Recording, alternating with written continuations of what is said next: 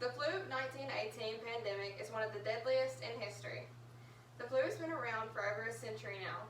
When we think of the flu, we do not think of it as a really deadly virus anymore.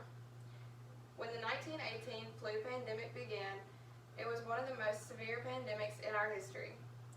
The flu is just an everyday sickness now, but it still can be pretty serious to some people.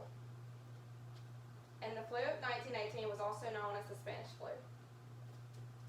It is actually unknown about where the Spanish flu originated. Most people thought Spain because of the name, but that is unlikely. According to an article on History.com by Evan Andrews, the first case in the United States was reported in Kansas on March 11, 1918, at a military base. The virus started to spread quickly within the military base, which was home to 54,000 troops. As troops were deployed in Europe, they actually carried the virus with them and caused the virus to spread even more. Andrews also states the virus infected as much as 40% of the global population over the next 18 months. The virus actually killed more people than soldiers and civilians killed in World War I. An article called Why the Second Wave of the 1918 Spanish Flu Was So Deadly by Dave Bruce states in the United States alone, 195,000 Americans died from the Spanish flu in just the month of October. How did the flu of 1918 begin and how did it end? As we know today, the flu is a virus that attacks the respiratory system. So how did it start in 1918? It was caused by an H1N1 influenza A virus with genes of avian origin. Influenza A viruses are negative strands of RNA viruses with a genome consisting of 8 RNA segments encoding up to 11 viral proteins. The virus started to spread very fast because there was not an immunity to it. There was also not a drug or vaccine to kill this flu strain or help treat it. The flu virus is very contagious just like any other virus.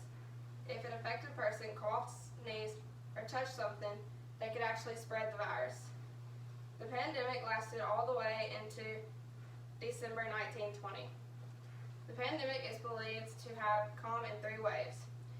The editors of Britannica state that the first wave was when the first cases were identified in U.S. military during the spring of 1918.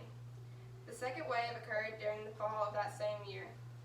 The final wave happened during the spring and winter of 1919. The pandemic of 1918 hit the United States and other countries pretty hard. According to the Centers for Disease Control and Prevention, at least 50 million people died worldwide, including 675,000 in the United States. And there's a chart to show. It started to spread really fast in the United States, so precautions had to be made to prevent the spread. Public health authorities wanted to reduce the spread of the pathogen, which could be done by preventing contact. Schools had to be closed due to the virus, and public gatherings had to be prohibited to help contain the spread. People who had the illness had to stay in quarantine or stay in self-isolation to help prevent from spreading the sickness to someone else. The pandemic affected many people of different ages around the globe.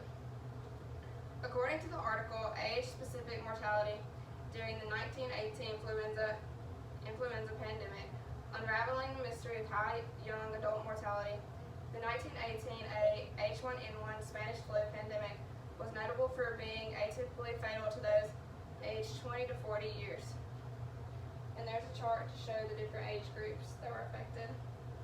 Bruce states the second wave of the Spanish flu was known as the W curve because it had high numbers of death in the young and the old.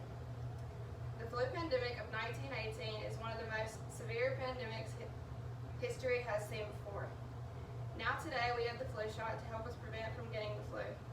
We learned from the Spanish flu and got through it, as we will get through the pandemic we are currently going through. We will always remember the Spanish flu and how it affected so many people.